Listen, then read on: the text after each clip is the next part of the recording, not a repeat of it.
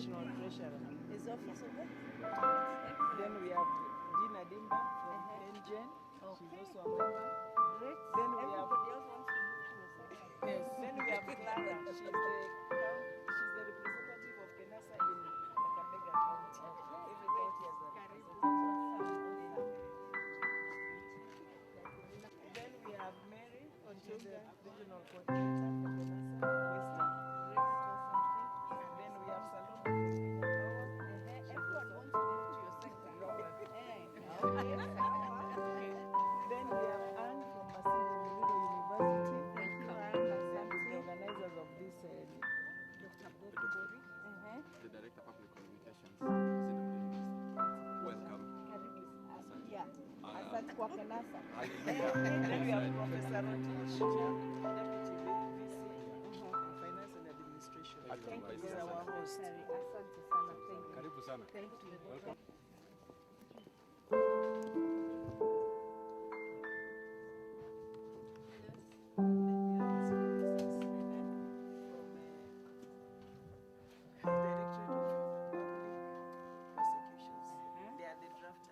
Okay. Oh,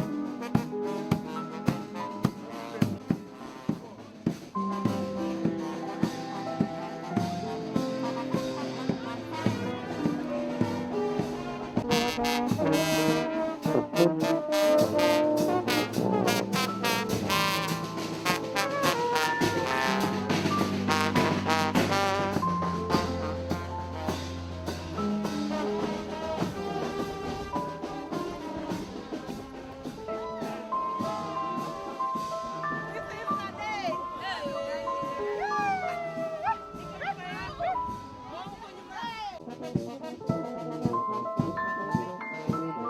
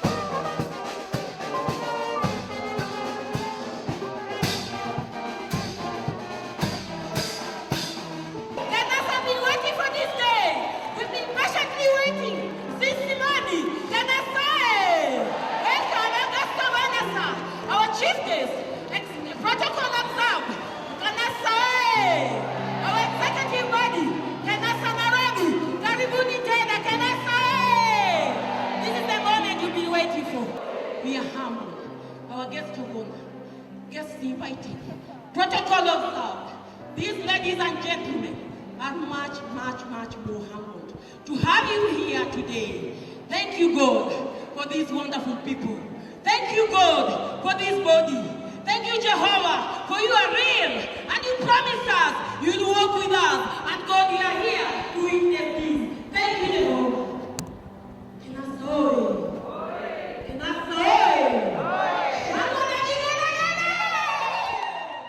In the spirit of meeting the constitutional requirement of statutory public participation, the National Office embarked on sensitizing members through their country representatives on the bill, and today marks the validation of the draft bill after incorporating the views of stakeholders present today. The draft has been scrutinized by drafters to meet the standard requirement of a bill. The next step will be to subject it to the Cabinet and thereafter Parliament. KENASA has continually committed itself in ensuring that it upholds the association's conduct in a professional, transparent, and equitable manner so as to protect and enhance members' values and also satisfy the interest of our employers and public at large. The principles and standards adhered to by the association have been developed considering the internationally and locally accepted good professional governance principles and practice. In this regard, the National Executive Committee confirms that the association has complied with all relevant legislation, including Code of Ethics and Conduct in this bill. Our guest of honor, the enactment of this bill will put KENASA fraternity at par with other professional bodies like accountants, doctors, human resource officers, and lawyers, among others. Your support on this important document is highly coveted. Our chief guest, at this moment, I wish to recognize our sponsors, Oriflame, K-Link, and Nakada, with whom, without their financial support, this annual General Conference will not have taken place. In conclusion, and on behalf of the National Office, I wish to sincerely thank our employers and in particular the Ministry of Public Service, Youth and Gender, specifically the State Department for Public Service, for their continued support and facilitation. Indeed, we must acknowledge that due to their support, most of you are here. The Principal Secretary for Public Service, who is also our patron, we do not take it for granted, and we request you to pass our gratitude to the Cabinet Secretary. I do not wish at this point to preempt our patron's remarks, but I would like to point out that KENASA has been working behind the scenes in ensuring that complaints from our members in both national and county governments, including parastatals, which include deployment, promotions, and placement, get the attention it deserves. This is harmonizing the public service with government, and also the county with the Public Service Board. Finally, our patron, let me take this opportunity to thank you most sincerely for finding time in your busy schedule to grace the National Stakeholders Forum. To the committee members, both at the National Office and Kakamega County, who organized for the conference, thank you for your commitment, wisdom, and guidance throughout this period to ensure the success of this conference. I cannot forget our administrative officer and her able office assistant for their dedicated service to the association. Thank you all for your support. I would also like to take this opportunity to thank the Vice Chancellor, Masinde Muliro, University of Science and Technology, for accepting to host this conference in this university.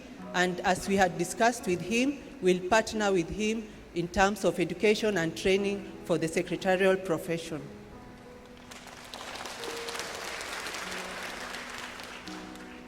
I urge my fellow KENASA members to actively contribute and support this draft bill, because this will take us to greater heights in uplifting the professional and welfare of all members. With these few and many remarks, I wish you the very best as you go through the deliberations of the conference. Thank you and God bless you. Long live KENASA.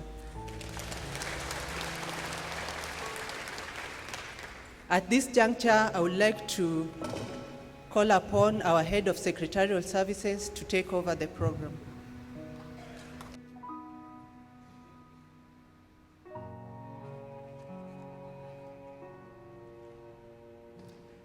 Good afternoon, ladies and gentlemen. KENASA oye! KENASA a! KENASA o! Look at your neighbor and give them a high five and tell them KENASA today. The Principal Secretary in the State Department for Public Service, Youth and Gender, State Department for Public Service and Youth, in the Ministry of Public Service, Youth and Gender, Madam Lillian Mbogo Omolo, the Deputy Vice Chancellor, Professor Joseph Rotich, the Chairperson, KENASA, Madam Matilda, all protocol observed. I'm so excited to be here this afternoon. And today, I'm not going to talk much. I've been talking to you throughout. Today, I've brought the patron herself.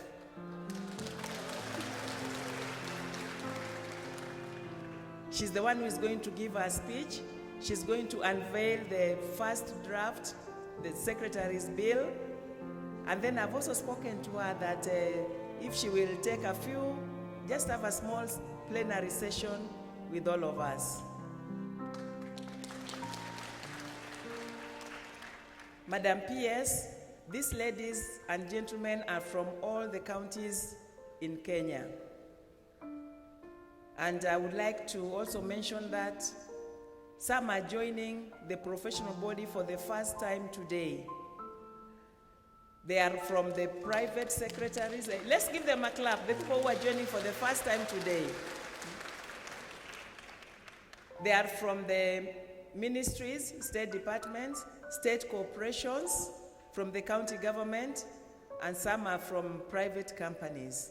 Some are from the universities, and I don't know whether we've got secretaries from the secondary schools. So we have a whole mixture today. And we are happy and we are privileged that you are with us here today. I want to mention that the secretaries play a very important role. They are the ones who drive the government. They are everywhere, as I've mentioned. They are in the private sector, they are in the private companies. They are the ones who give support, the administrative services to the executives. And therefore, they are very, very important as part of the government. You know, the government uses you to achieve its goals and its objectives. You are the people who are going to drive the Vision 2030, and therefore they are very critical. And most of them have done a commendable job in their various offices. Some of them have been recognized by the government. They have been awarded Head of State commendation. And some of them are even here. And they have been awarded that, they have been given that award because of the exemplary performance that they have done. And it has been seen and it has been recognized. And then we are also gender sensitive.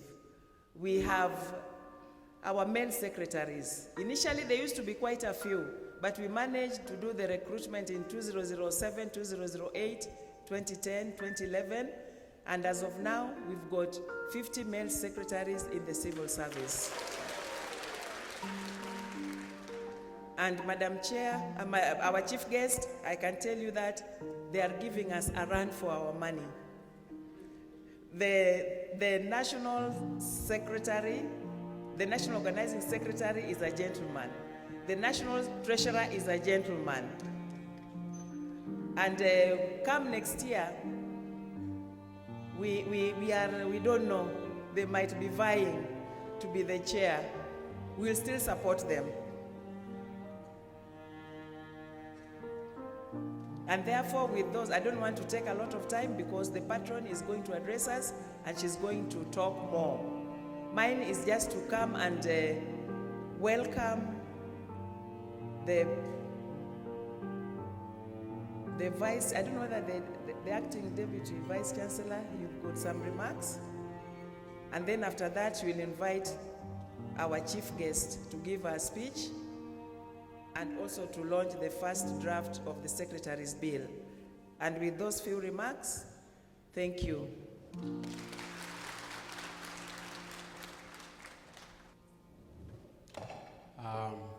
KENASA, oye! KENASA, aye! Thank you very much, ladies and gentlemen. I'm extremely excited that today we have this large congregation of our office administrators in this compound. Our chief guest today, our Principal Secretary in the State Department of Public Service and Youth. We are privileged to have you today here. We are excited, and you can see from the congregation here, our chief guest, that this is a force to reckon with.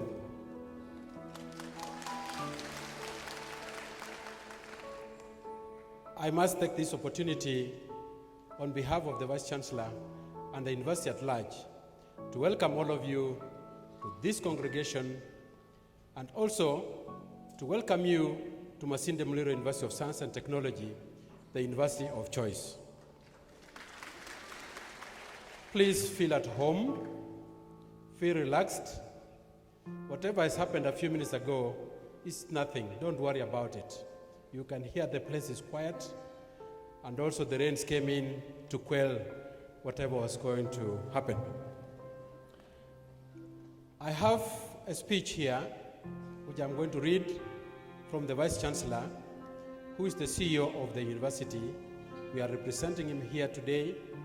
He's out of the country looking for some other opportunities to upgrade this university.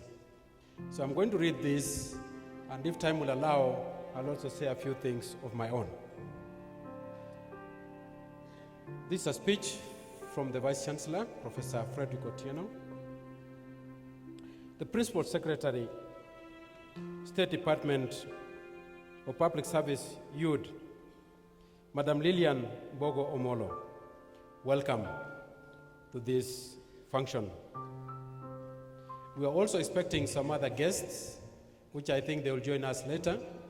We are expecting the Governor, His Excellency, for this county to join us. I think he'll be coming. We are also expecting Honorable Duale to join us. I'm sure he's on the way. Whenever he comes, we shall also give them opportunity to address us. I wish to appreciate the Principal Secretary for taking a time off from the busy schedule in the ministry. We really welcome you to grace this occasion of our beloved office administrators. Special mention goes to the KENASA leadership for choosing Masinde Muliro University of Science and Technology, the University of Choice.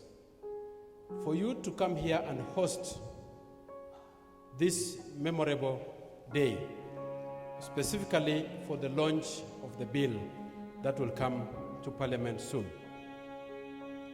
You are at the right place. We at MUST are indeed honored to have you with us on this auspicious occasion, which brings together professionals to exchange knowledge and ideas. This day will go down in history as a very important day for the National Secretary Association, KENASA. First, that I think you are holding this meeting for the first time in Western region in Kenya. I don't know if you have ever heard it. So this history, and we appreciate that.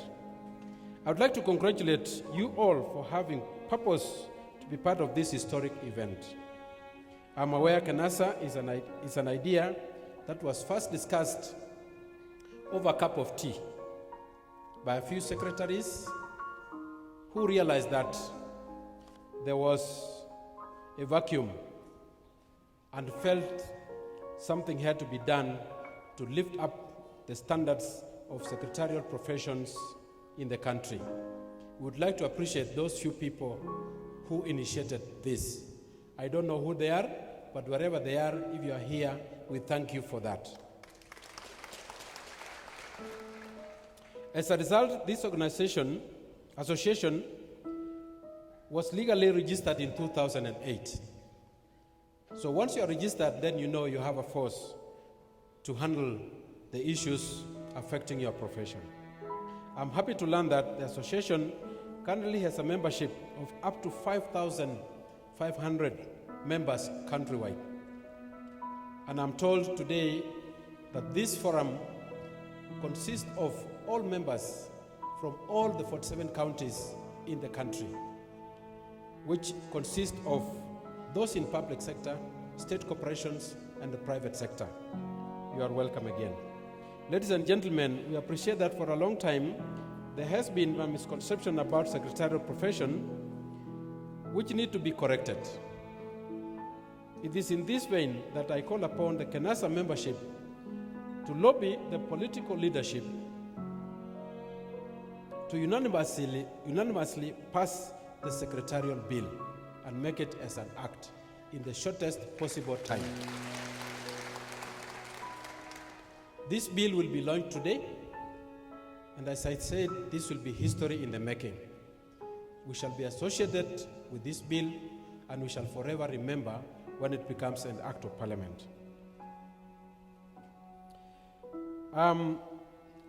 We wanted this act and this bill to be launched today so that the profession will receive the necessary recognition it deserves, because we are all aware of the important role that secretaries play in our workplace. They are the face of any institution. They are the people who receive our guests. They are the people who discuss with our guests. They are the people who gives us what we are today. It is interesting to know that men have ventured into this great profession, which for a long time has been dominated by female counterparts. More interesting and encouraging is that they have also taken up key leadership role in KENASA. I'm told today your organizing secretary is male. I'm also told there's another one, there's another one, there's another one. The female gender, watch out. Watch out. I'll name a few of these brothers of mine who have ventured into this. Our brother Namuchu, where are you?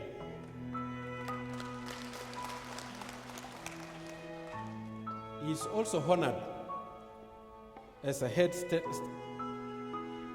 of state commendation. He works as the executive office of the Deputy President's office. Our female members, watch out. Mr. Andrew Osundwa, where are you? Maybe he's not here today. He's around, eh? He works with the Office of the Director of Public Prosecution. Given that he's also there, he knows the law. So I'm sure he's going to assist us to make sure that this bill passes Parliament immediately. You are only two that we have mentioned. But also when I used to work in a secondary school, the secretary I've ever met was male. He's retired now. I was surprised to see a male secretary, given that I'd been told secretaries were only females. I thank him for that. You two, the two gentlemen we have mentioned above, are example and a role model to our young men out there struggling with the challenges of career choice. There's already a career which has been opened by those two gentlemen we have mentioned. Our university is a hub of knowledge in Western Kenya.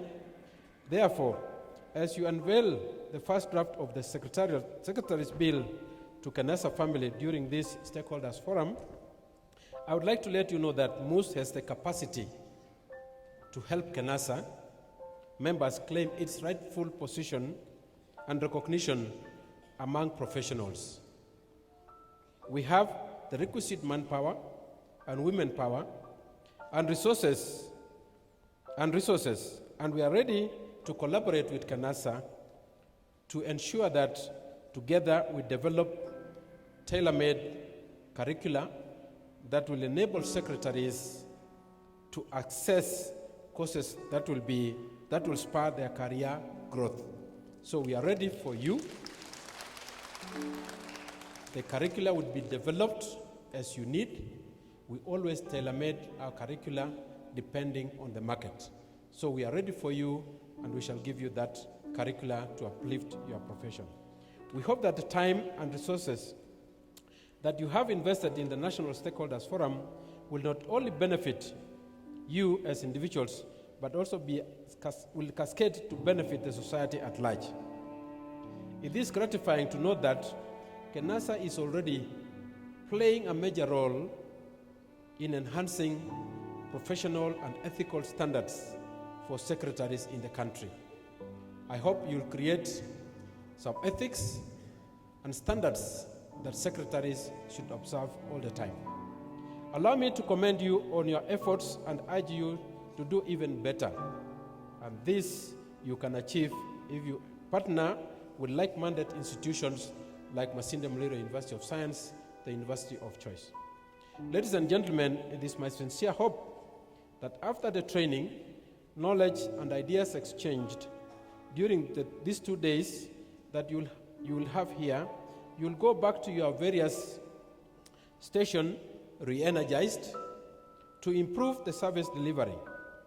Do not leave enjoying the true hospitality of Western Kenya. Please take time to enjoy. There are many things to enjoy in Western Kenya. The people are good, but more importantly, don't go before eating ingoho. And given that there's the rainy season is around the corner, you might also enjoy the other delicacies of, you know what I mean. So thank you very much. Ladies and gentlemen, feel at home and feel welcome to our university, and I hope before at the end of your 2 days, all your objectives will have been met. God bless MUST, God bless KENASA, God bless Kenya, and God bless all of us.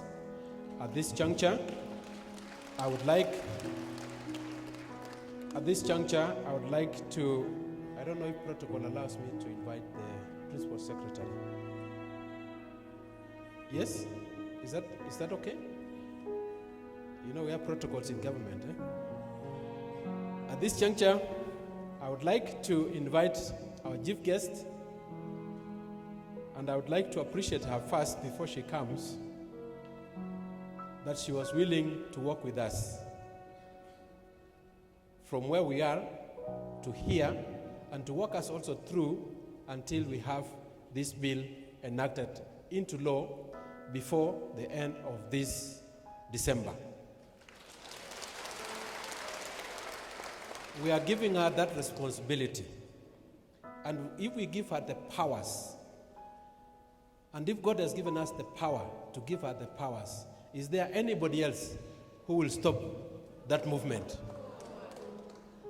Principal Secretary, I know we have been given a heavy task, but with your stamina, I know you can achieve that.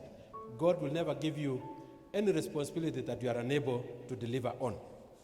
May I welcome our Principal Secretary, State Department of Public Service and Youth, Madam Lillian Bogo Omolo, and we know how to welcome her.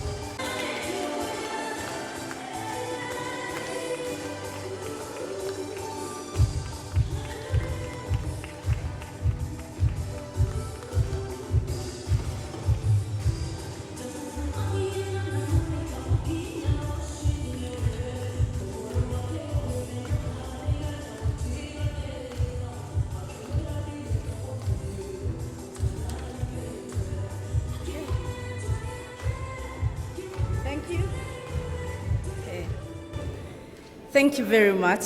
Thank you, thank you, thank you. Asanteni sana. Allow me to begin by conveying my heartfelt appreciation for the invitation to this very amazing gathering. Good afternoon to everybody. I don't know where to begin. I have very many things I'm feeling like saying. So I will try very hard to stay within protocol. Hilda, Ojwang, if you see me going out, beckon me, signal. Carol, signal me. Madam MC Terry, signal me a bit so that I stay within protocol, but I'll try very hard. I will forego the protocols because we are colleagues. So I will greet you as fellow colleagues. As Principal Secretary and as secretaries, we are colleagues. Bottom line. So there is no protocol because we are people in the same profession, ideally. When you look back to the origin of the word secretary, it's the Latin word meaning secret. It also has another meaning that connotes distinguished service. It was first used as a term that describes an officer who oversees the events or holds brief of high office. An officer who holds brief or oversees a high office. An officer who is distinguished. First used in the 1400s by the kings in Europe to give a term to their ministers. They were called secretaries. And that's why in the America, you have the Secretary of State. So the word secretary, even as you take it out of your title, I think it has a distinguished essence to itself. Secretary is the definition of government. When you talk to the people who receive services in government, when you talk about improving service delivery, when you talk about the first point of contact for government, for citizens when they go into a government institution, who do they talk about? They talk about secretaries. When somebody wants to talk about excellent service that they've received in government, who do they refer to? People don't care if they don't meet me in my office. If they meet Phyllis, for those of you who know Phyllis Njoe, who's a secretary in my office, and she's an amazing lady. Amazing. I feel very sad that Phyllis is not here. And allow me to just talk about Phyllis for 1 minute. Because I know we'll have issues later about talking about the deployments, the issue of promotion, which I know is burning. So at that point, Bwana VC will excuse you to leave so we can discuss our in-house issues. And with a view of finding a solution. But allow me to just mention something about Phyllis, because it's just come to my mind. I did not ask for Phyllis to come to my office. I didn't. I found her working there, right, Hilda? But the way she received me the first day, the way she oriented me into the office the first day, I was blown over. I said, my goodness, is this what secretaries really are? And I actually called, I had already started thinking, of course, from the time I got a nomination, if I pass the vetting, who is going to be my secretary? Because I've seen everybody attach a lot of weight to this issue of secretaries. But when I met Phyllis, I knew this was one of my destiny helpers in this job. She's extremely knowledgeable, very quiet, but she knows everything I need to know. I can assure you that on matters of public service, I rely 90% of a lot of administrative issues on Phyllis. And I hope that even when we give commendations, I will personally recommend her because she's an excellent person. So an office of a secretary carries much more than a face. The office of a secretary is the custodian of institutional memory. It's the custodian and it is the helper of the people who come into government. She's been absolutely special to me, and I feel bad that she's not here, so that I would have called her and we hug and a few things, the things that we women do. But anyway, I just want to say that an office, you do not have to move office. Neither do you have to remain in an office to be effective. You can be effective wherever you are called to be. You can be effective. But it's a choice that you have to make. So you'll allow me, I don't want to go so much into just sticking to my speech. I will marry both the launch or the unveiling of our draft to also our conversations that we need to have. So MC, if you allow me, I will do both concurrently. I want to talk about a few things that touch on this very amazing profession. And I'll go back again to you being the face of government, equating it to a home. When you come to a home, there's a certain order how a house is built. There's the front of the house, the entry of a home, the porch, the hallway, whatever you want to call it. But there's where there is the main door. And that main door is what lets in, it's what lets out. Thieves would have to come through the door for them to get into a house. I don't know how a house would be if it didn't have a main door. Can you think about it? So you have your bedrooms, you have the living room, kitchen, but there's no main entry. Is that possible? Is it possible? The secretary is the main door of government. You are the people who safeguard the institution of government. You are the custodians of the secrets of government, of the functionality of government. You are the people who know who to release in, what to release in, and what to release out. How important a function is that? But we are so overwhelmed with, mimi sitaki watu wanione kama secretary. How many of us have heard that statement? Have we heard that statement? Can you imagine an office without a secretary? Can you just imagine that if you walk to my office, you just come and knock at my door? So I walk there, I peep, I see it's Terry. I say, Terry, namna gani? Oh, I want to come in and see you. I go back, another one knocks. Would it even be functional? You maintain order. You maintain discipline. And your office is an important office without which government would not exist in the form that it exists. And so, even as you think about, I wish I could be doing something else, or this or the other, let me tell you, perhaps this is where God has called you, and this is where God wants you to do your best. God isn't going to bless you after you've become a PS.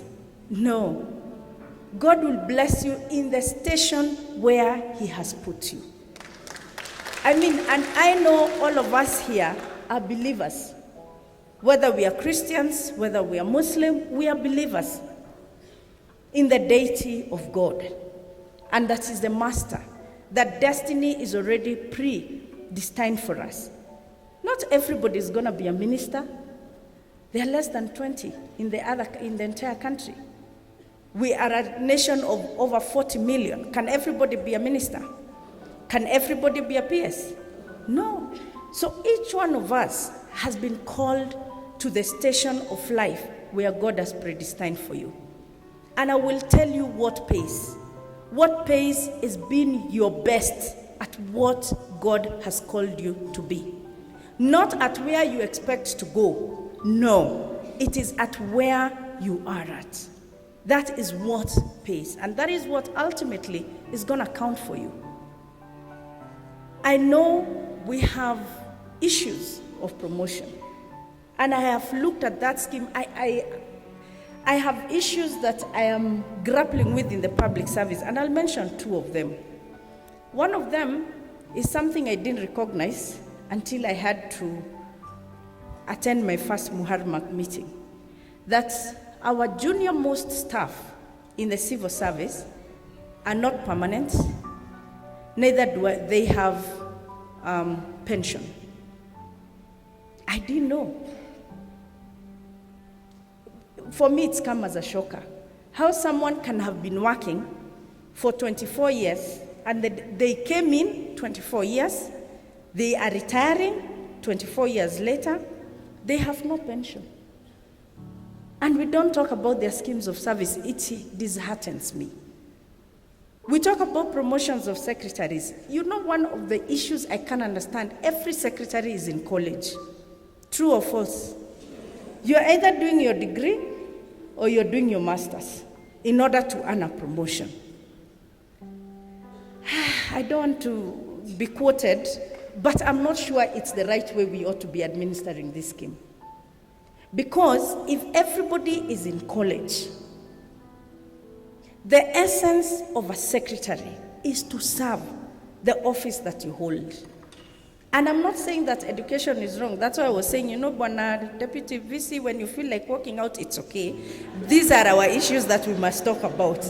So I'm not saying that education is bad. And I'm not saying that you shouldn't go for an extra degree. But I also don't agree with those requirements in order for you to get a promotion. I don't agree with them. I don't.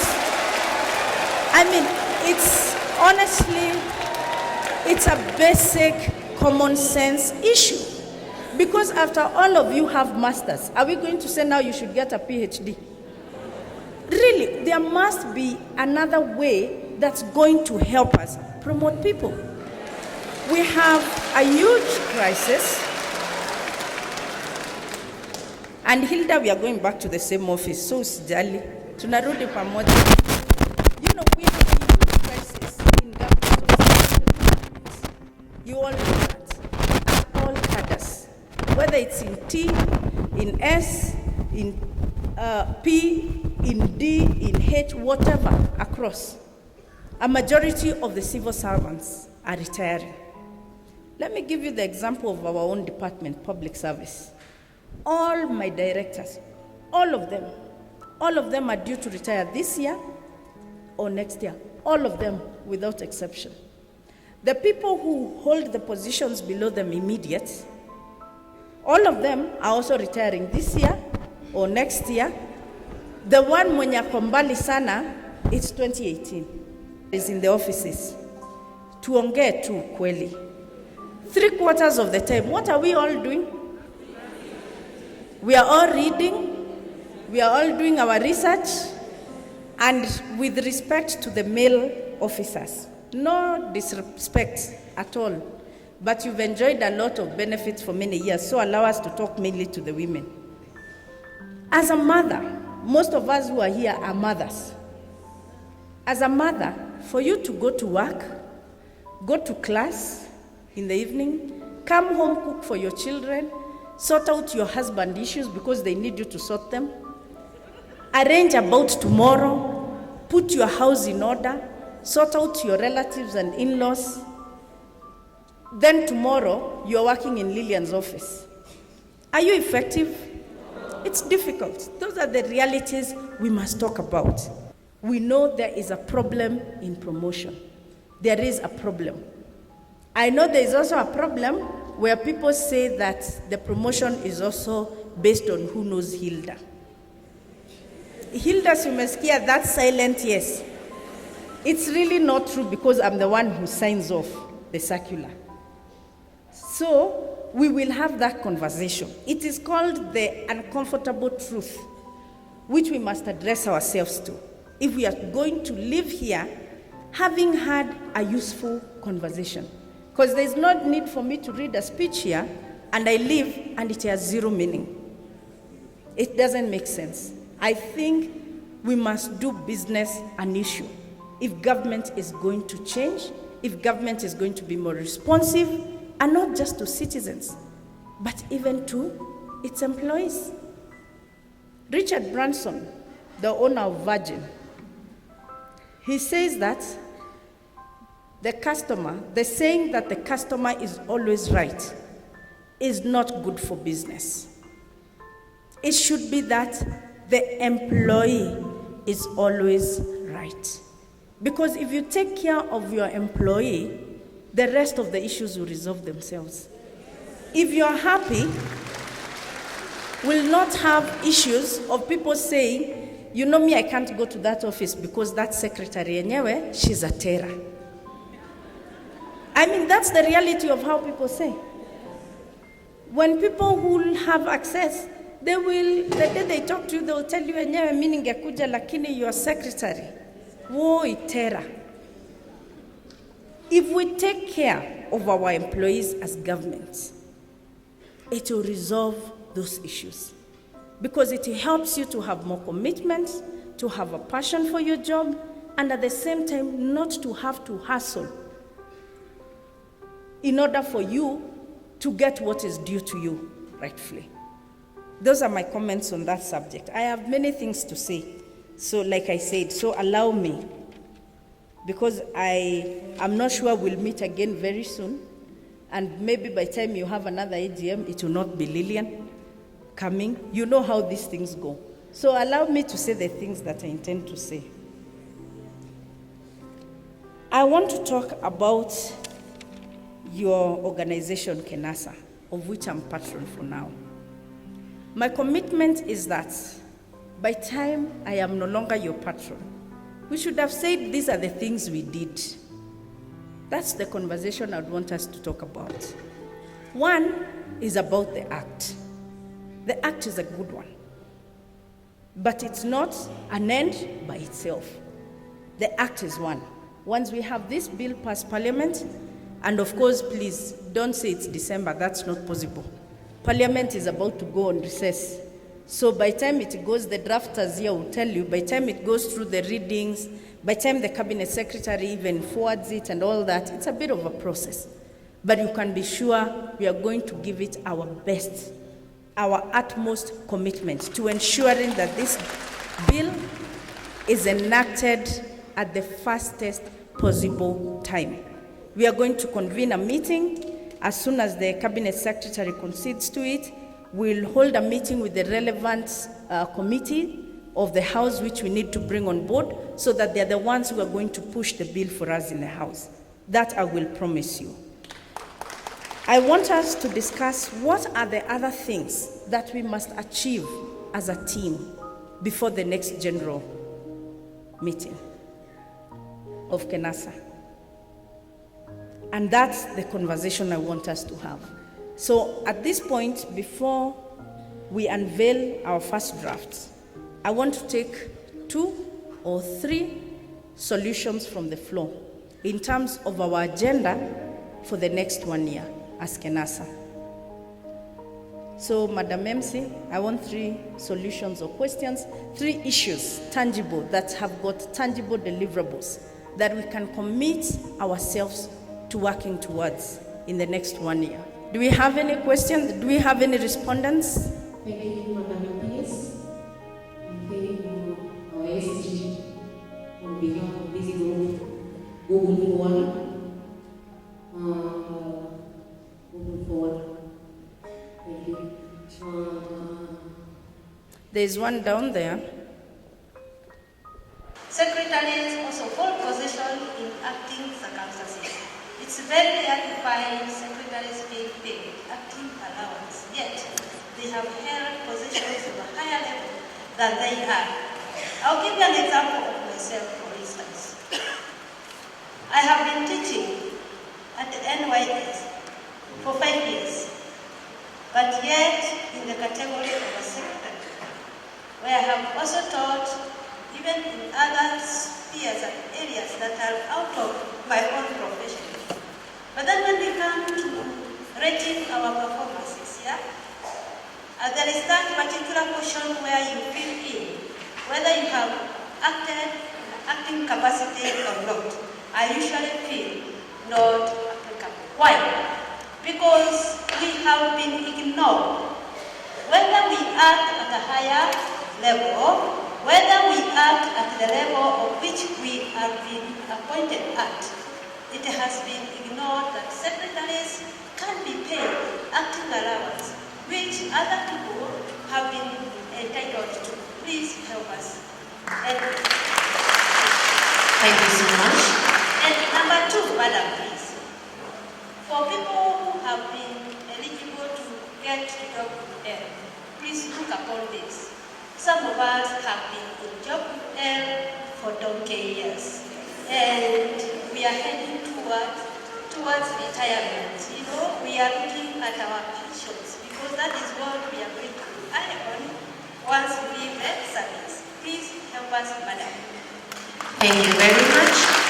Madam PS, I think that questions like empowering the 21st century secretary.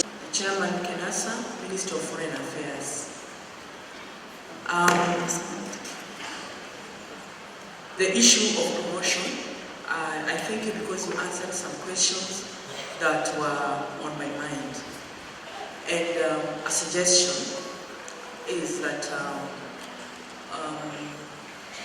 the secretaries have been required, as you rightly put it, to go back to school. Because since 1994, there has been escalation in the requirements in the scheme of service. And secretaries have taken loans, they have gone to school, and they have got these requirements. As the colleague who spoke before me put it, that she has been on the same job group for many years, yet she has the qualifications. This is a true story about many of the secretaries seated here. Just a suggestion, because you had asked us if maybe we could have a solution that we're thinking about. If, for example, the officers we work under or we work with, their scheme of service was escalated and they were promoted to very high job groups. Yet that one did not reflect on the secretary that is working under them. The scheme of service for the secretarial cadre goes up to job group I. Yet there are secretaries who have masters, like the same bosses we work with. And the promotions and the scheme of service has not reflected that fact. Because the public service, the State Department of Public Service is the one that administers the scheme of service for the secretarial staff. In my opinion, if we could increase or open up the establishment, because the current establishment, I think, was last revised very many years ago, so that in every ministry, every county, there is a head of secretarial service working under Mrs. Ojoa, so that they can supervise the secretarial cadre at that level, because we have so many issues that HRM cannot handle. It is only us, as secretaries, who understand our issues. And if we are promoted to that queue, in fact, first of all, expand, so that the director for secretarial services is at T, up there, so that these other ones are at S, R, whatever, and they are in the counties, in every ministry, so that they have deputies again, so that we open up. Because QP, we have very few establishments, and right now they can't promote. And there are so many people at L who have qualifications, who have masters, because we went back to school as it was required, and you thought right at how far can we go, because very soon they'll be asking for PhDs, and I can assure you these girls and boys will give you those PhDs. So what? After that. So if it's expanded, then we can also serve at those directors at T, then we have a secretarial job with P. It's just a deployment, and we can do that. And as you said, thank God for Phyllis, because she reflected what we do. When there's transition, we are the ones who remain. When a boss is transferred, you are the one, as a secretary, who will orient that boss into that office and then settle in. The departmental heads just do their portion, what they are required to do. But the secretary will do the whole organization, because they have a bird's eye view of every organization. Thank you. Thank you so much. So I wish to request that it be put into consideration. Thank you. with a degree. And where we have other people, secretary, with all full qualification of a secretary. But the trend is, those with a degree, they want to be on a higher top, and yet they have not finished the full secretary or whatever. You know? So we have a case whereby some people have retired as secretary. Where in us, where we are graded personal secretary 1, personal secretary 2, but you find you can't go to senior secretary because there is one who is with the degree. You have the full secretary and the experience, and yet they want to come and cut. I think we need to go back. What are the qualifications of a personal secretary? I think degrees will be an asset advantage, but not. To respond on the question that has been posted, please, kindly, thank you for being. Thank you, Terry. And I think my responses are extremely few on this matter because I realize most of the issues you're raising. I was releasing the Deputy VC and he said even him, he wants to hear the answers. So, meaning those who are working here, you'll be the first beneficiaries. So I'm thinking majority of the issues you're raising are some of those that I have touched on already. I'm hearing the issues of stagnation in the job groups. Hilda, please take note. The next 1 year, there is no other business other than resolving these issues.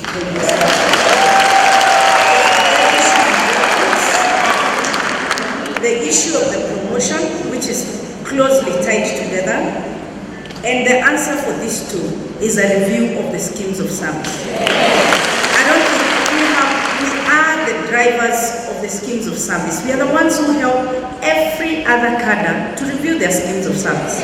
So why shouldn't we start with our own? Hilda, kazi kwako, outputs. The next 1 quarter, we should have a draft of the reviewed scheme of service because you can count on the MCS team to help you put the request. Let's put them together, get your team together, then we begin to draft it, right? So on that, I think it's covered so that by the next general meeting, you call it the assembly or meeting? Conference, the next general conference of KENASA, we will be talking about the things we have done, their implementation, not drafting.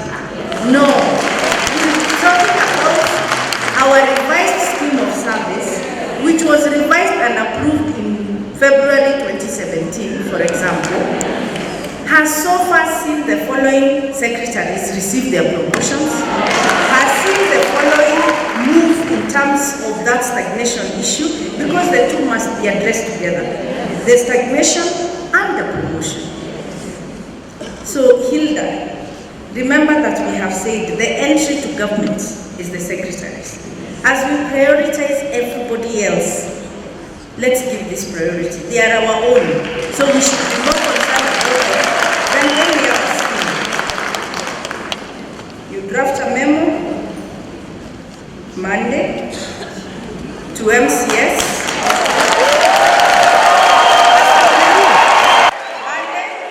Asking them to nominate a team of their core experts who are going to look into the revised scheme of service for secretaries.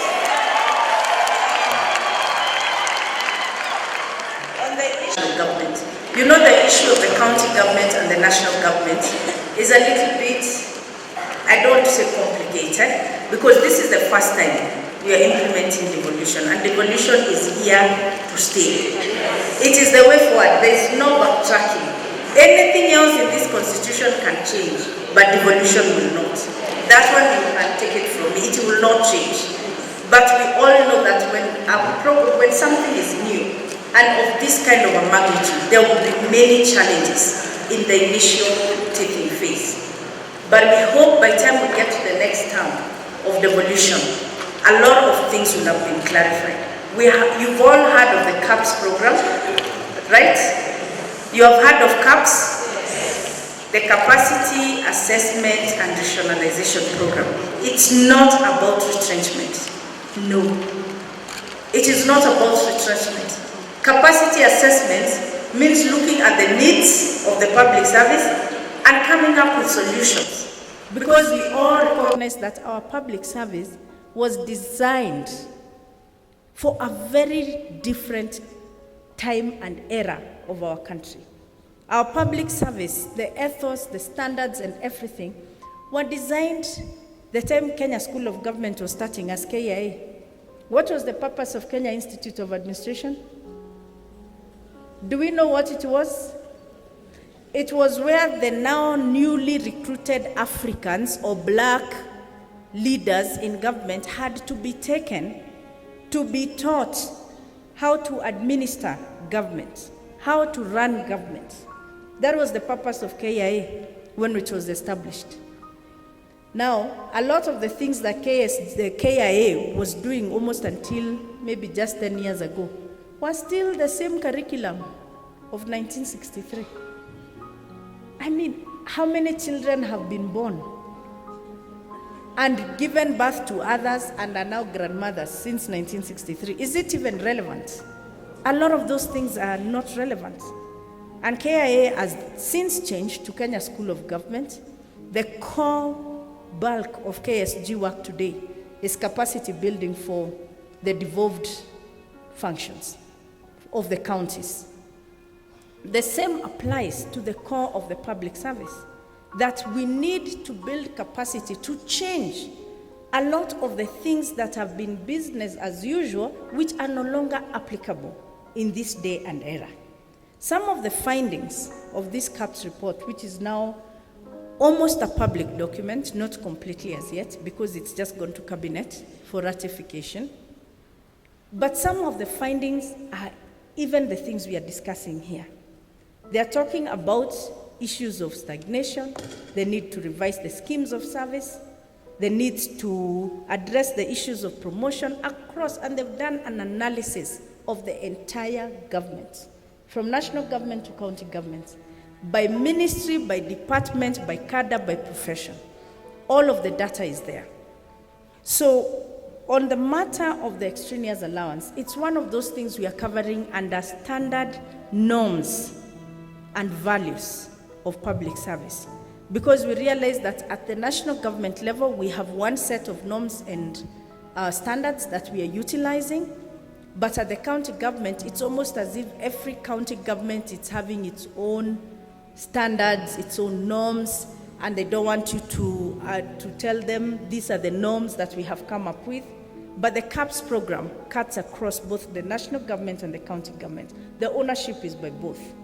So what I will commit to do for those who are affected, especially by the issue of extraneous allowance, and because I think it's mainly at the county level where we have a challenge, we will have a conversation, Hilda, again take notes, with the Council of Governors.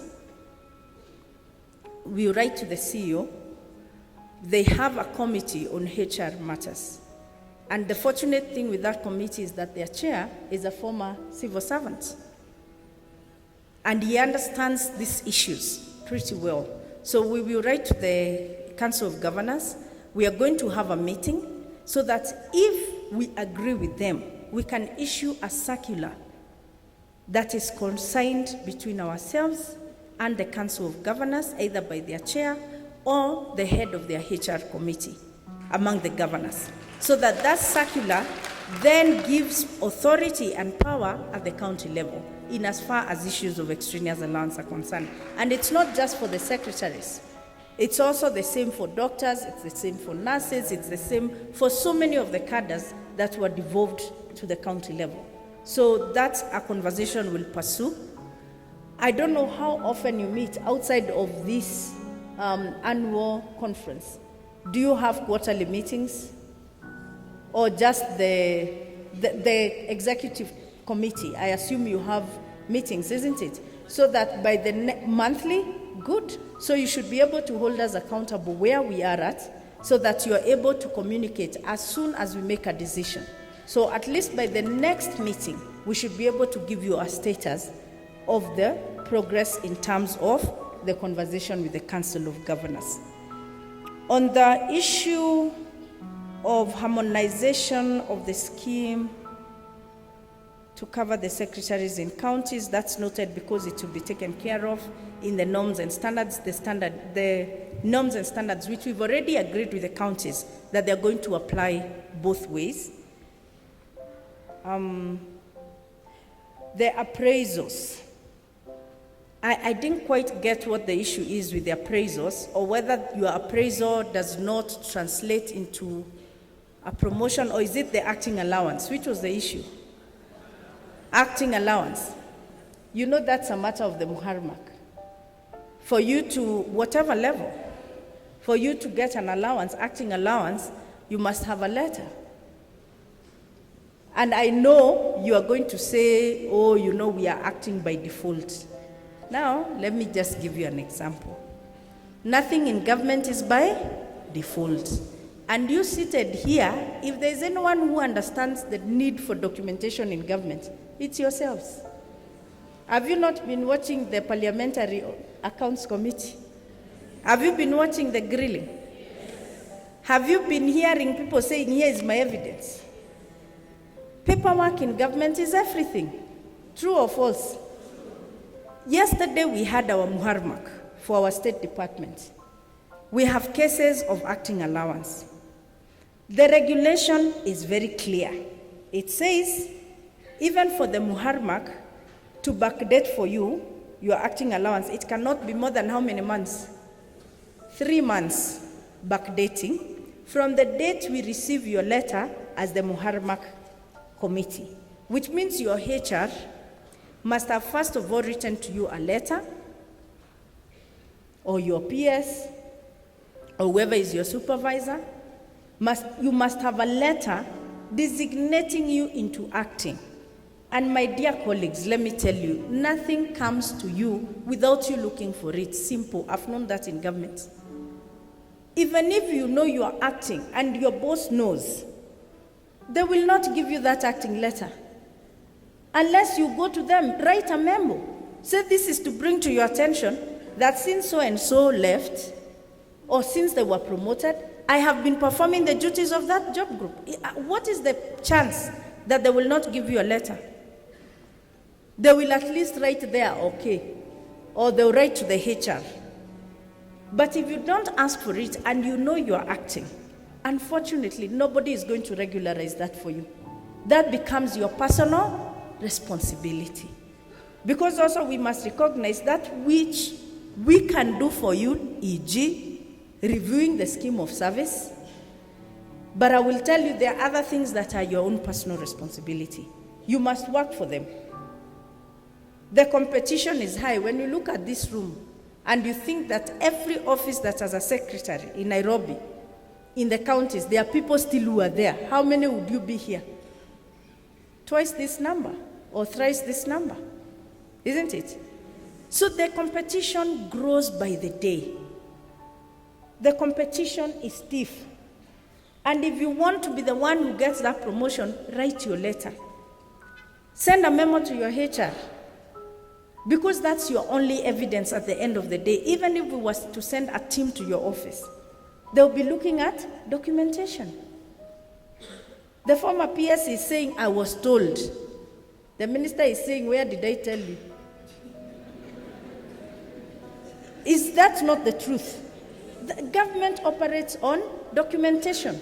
There is nothing like word of mouth in government. That's gossip. Word of mouth in government is gossip.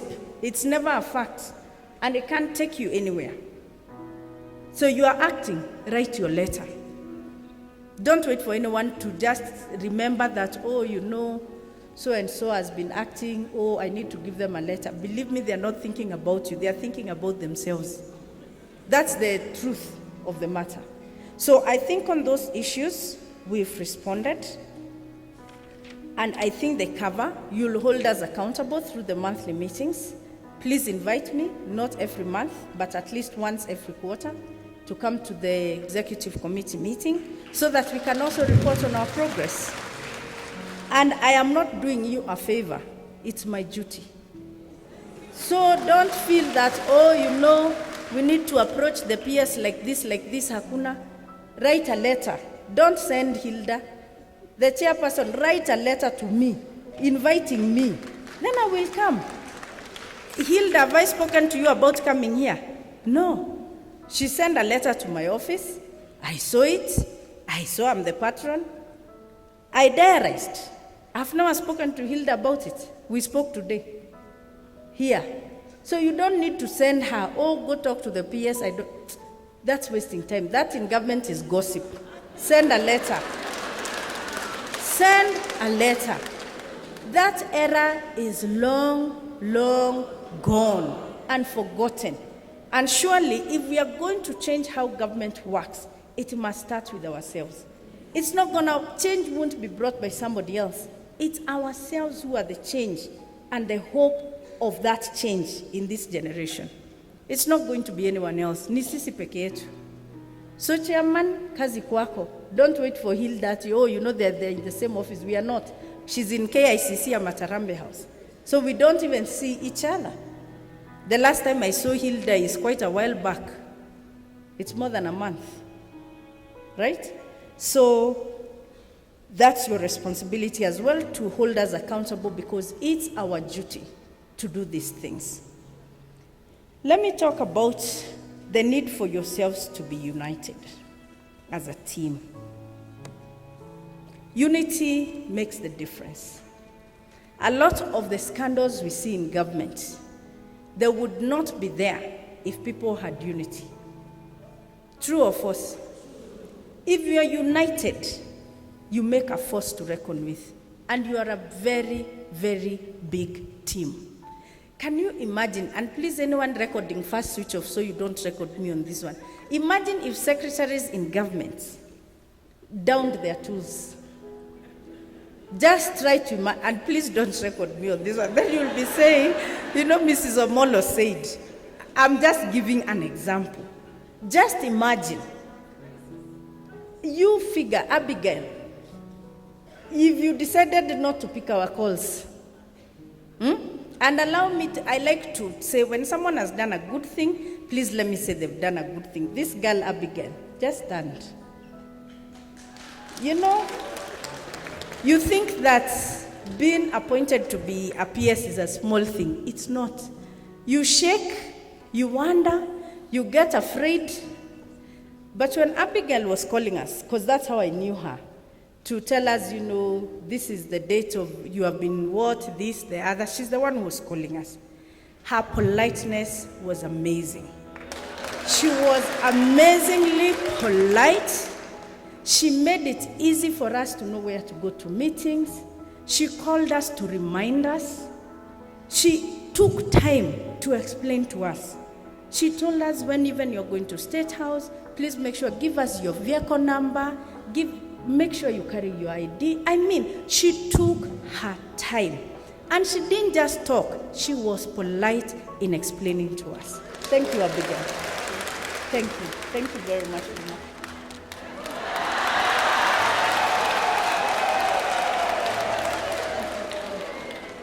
She's the hallmark of what government should be. That you are professional, but in being professional, you also carry yourself in a manner that puts people at ease. Because when people call your office, and I've said you are the face of government, it pays when you take your time to explain. Not everybody understands things the first instant. Don't be rude. And if there's a profession that's known for rudeness, I won't mention which one it is. The one people look at you and they flee. It pays. Let me tell you, you may think it's a small thing, but it makes a difference. That when people go back home, they say, enyewe, mi sikuona waziri, lakini nimetoka hiyo ofisi nikisikia, nimehudumiwa. And you didn't even give them a solution. You are just polite. You explain to them, waziri hayuko. You know, waziri alikuwa amesafiri. But there are many people who can help you in this office. If even you explain to me, I would be able to know who I can direct you to. Now, many others, wewe ulikuwa hapa jana umerudi hapa kufanya nini? No, we told you we'll call you. Why are you coming back? You don't know the level of their desperation. You don't know. If the shoe was changed and it was you on the other end, always ask yourself, how do you want that person to speak to you? Even if you don't see the minister, you leave feeling a much better person. You feel your dignity has been upheld. Let me go back to unity. Unity is a strength. All of you here, and I started by giving the example because some of you have written to me. Oh, Hilda is favoring her people. Oh, if you don't know Hilda, you can't be promoted. Oh, this and that. Let me tell you, if you supported Hilda, you'd achieve much more, because not all of you can hold that position. Not all of you. And there is no day that there will be two heads of OAS. There will be a head, a deputy, and another, and another. Your day will come, you will show us what you're made of. Because let me tell you, if everybody was going to be receiving preferential treatment by Hilda, would she even be able? Even if she tried to be fair to everybody, can you be able? I'll tell you how this works. And I say this with respect to our Muslim colleagues, because the example I'll give is from the Bible. If you have read the book of Exodus in chapter 17, so that you don't say I cooked the story, you can read it later. In Exodus chapter 17, it tells a story of how, if you know the famous time about this place, they had now capped the children of Israel, and there was no water. They were screaming to Moses, give us water, and if God is amongst us, please give us water. There was no water. And Moses struck the rock. That's the place I'm talking about. And when they were still there, and after they got over the crisis of water, then they faced the Amalekites, who came to fight with them. And Moses told them, he told Joshua, because Joshua was the one who was the warrior, you will go out with the army to fight. So you can see there's already one group identified to go out and fight. You go out and fight the Amalekites. But as long as you go to fight, I will go up the mountain with the rod, the rod that was identified with Moses, with the rod, and I will be beseeching God that they would have victory. So Moses went up the mountain, and he went with his brother Aaron and the other brother called Hur. Hur is spelled H-U-R, so if the pronunciation isn't right. And when they were up, Moses would lift his hands up. For as long as his hands remained lifted, what happened with the Israelites? They won the battle. But again, how long can an old man lift his hands? Even yourself. Very few minutes. After 10 minutes, everybody will be like this, then like this. And so he asked his elder brother, Aaron, and his younger brother, Hur, to help him lift his hands. So Aaron held one hand up, and the other person held the other hand up. Because so long as his hands remained lifted, they were winning. Who was the beneficiary? Is it Moses? Is it Aaron? Is it Hur? Is it just the people in the battle? It was everybody. So everybody has a role to play in the unity of KENASA. For you to win, you must support your leader. And if you want to know a losing team, is the team that does not support their leader will always be a losing team. It's simple like that. It's just the way it goes. It's just the way it goes. And if you read a bit about Moses, you would know that he was a man of temperament. He could get angry. He had issues. So if Moses wasn't perfect, is Hilda perfect? And you'll have another head, will they be perfect? You will still see issues about them. But for you to win your common purpose, you must all support the head. It starts there. No matter how strong you are, you can only win from the top. The battle is never won from the down, believe me. It's the same way we say about corruption. For us to win the war on corruption, it must start at the top before we go to the bottom. So for you to win on these 3 agenda issues that we have put together, please, those writing to me, only on the negative, can you write for me some positive letters for a change? Write some positive things. When also you are told positive things, like now Abigail, do you think she'll ever be rude to anybody? She will never be, even the one who's annoyed her. Because she knows she's also been measured so that we can say the day where Abigail, kumbe, that one you're just pretending. I mean, she has something to uphold to. It's the same thing for the leader. You must support at the top because she's going to be your vision bearer. Not all of you are going to be able to come to my office. For us to drive this agenda, I have to work with the head of OAS. True or false? So supporting her and giving goodwill to that office is important for us to achieve this agenda. At that point, I wish to stop because I'm a teacher by profession. I can talk for 4 hours. So I will not say many things. I will go into the issues of this act. And because I had taken time to prepare a speech, let me look for the page that has that issue. Sorry? Which one? About the parastatus. Okay, let me first take note because I didn't quite hear it too well. That's the ones in state corporations and the parastatus, right? Can we address this through SCAC, Hilda? And then let's just have a side meeting with, she's not Nyamicha, what's your name, please? Clara. Let's just have a small meeting so that I note the issues, because I didn't take note too carefully. I am very pleased to note that the association has been involved in a series of capacity building interventions for purposes of continuous professional development of its members. This have led to significant improvement in service delivery, and as you are aware, productivity of any workforce can be enhanced when that workforce is motivated, recognized, and appreciated. It is for this reason and in line with the best practice globally that the government supports this association to ensure that the concerns of secretaries are addressed and attended to by the relevant bodies.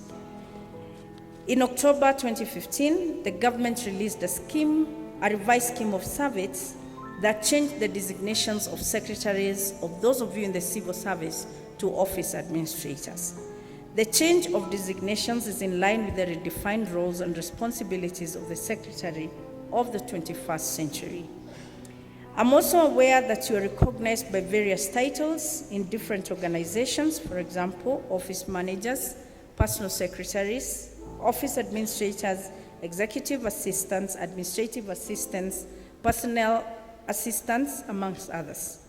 All these titles relate to the significant roles, duties, and responsibilities that are associated with this profession. And as you deliver services to the public as front office managers, please remember that you are ambassadors of the government and of your respective organizations, and that you should always portray the values of patience, friendliness, and diplomacy. As you carry out your daily responsibilities, I encourage you, my colleagues, to serve as outstanding examples of effective and efficient service delivery and professionalism. During this conference, the proposed Secretary's Bill will be unveiled and discussed in detail. The bill seeks to provide for the self-regulation of the secretarial profession in Kenya through legislation, licensing, accreditation, and discipline. In addition, it will establish a board that will, among other things, exercise general supervision over training standards and continued education. We envisage that the bill, once passed into law, will greatly enhance the work of secretarial professionals in Kenya. And I urge that we join hands and play our part in ensuring the successful passage of the bill. Colleagues, it's my earnest hope that over the next 2 days, actually 1.5 days, you will have fruitful deliberations, particularly the discussions regarding the legal framework that would provide for the establishment of your professional body through an act of parliament. I am encouraged to note that your program includes sessions on motivation, professionalism, as well as personal and professional branding. It is my sincere hope that you will take the opportunity provided by this conference to acquire new knowledge, form new relationships, and create new networks for personal and professional growth. I thank you all, and God bless you most sincerely.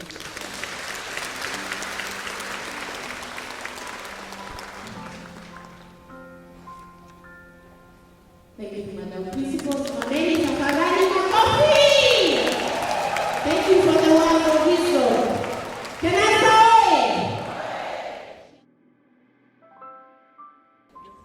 KENASA, watch out what is going to happen up here. Officially, it's been done. Officially, the PS is doing it for KENASA.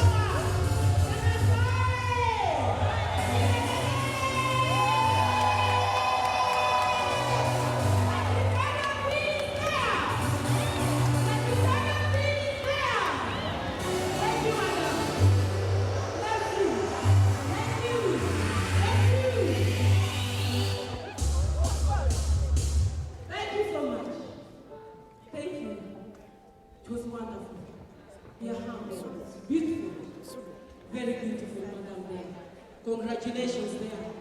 Congratulations going ahead. We are feeling like crying. We are feeling like shouting because of Is it KENASA? KENASA!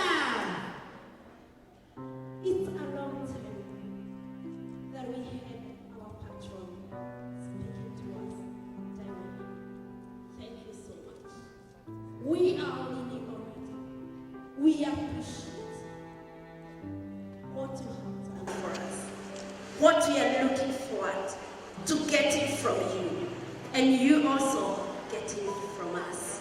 We really appreciate. As KENASA members, this is a gift. We usually have very big portraits.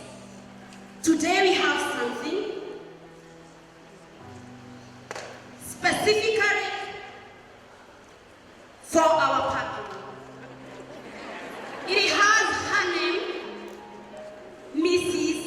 Lillian Bogo Omoro. Can I say? PS State Department of Public Service and Youth. And we are telling her, thank you for being part of our special event. It means a lot to us. God bless you. Thank you. Why have we given this? I just want to say why we are giving a cup. In the Bible, sorry for the Muslim people, it says in Mark chapter 9 that wherever you go and you are offered a cup of water, there you leave a blessing. Thank you.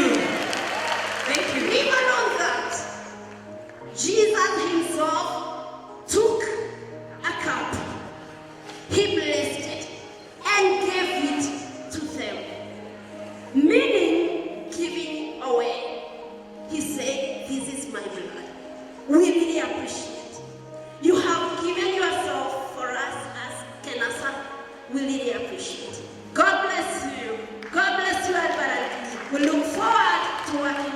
with you.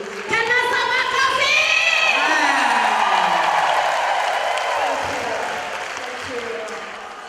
Morning, you should be at your dining table.